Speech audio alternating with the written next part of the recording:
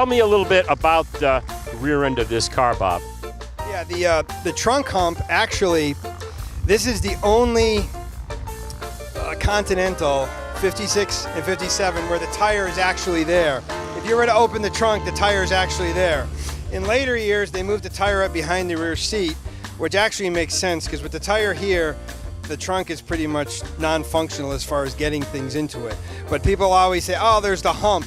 The ones built in the 60s and 70s, the hump is very significant because it came off the 56, but the tire is not there. Very unique. Again, if you look at the hood crest, this plays off the hood crest.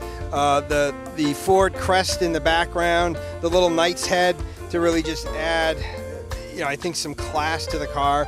This is actually gold plated, the rest is chrome.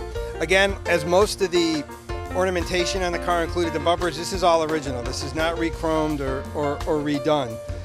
The other unique thing is these are the original taillights. And when you go to put the gas in the car, the gas is housed behind this taillight and it just swings away.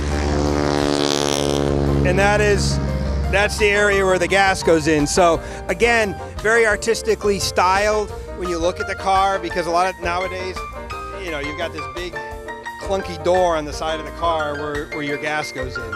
But in the 50s, they really tried to hide everything. Later in the 60s, it was behind the rear license plate, which I think was a nice touch too.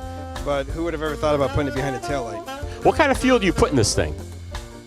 You've got to run high test, and that's you kind of become a chemist actually, because you put high test gas in here, which is the most expensive gas. Then you also have to put a lead additive because of the seats in the heads of the engine, because the ethanol that's in the new gas is too detergent and it'll start to eat certain rubbers and things like that in the engine. So you need to put in a lead additive. I also put in a gas treatment, and then sometimes I put an engine cleanser in there, which is called Seafoam. I usually put that in twice a year.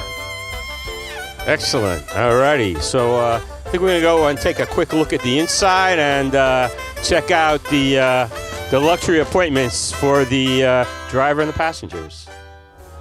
Folks, thanks again for joining me here in Simsbury, Connecticut at this great antique plane and car show, and for examining this beautiful 1956 Continental.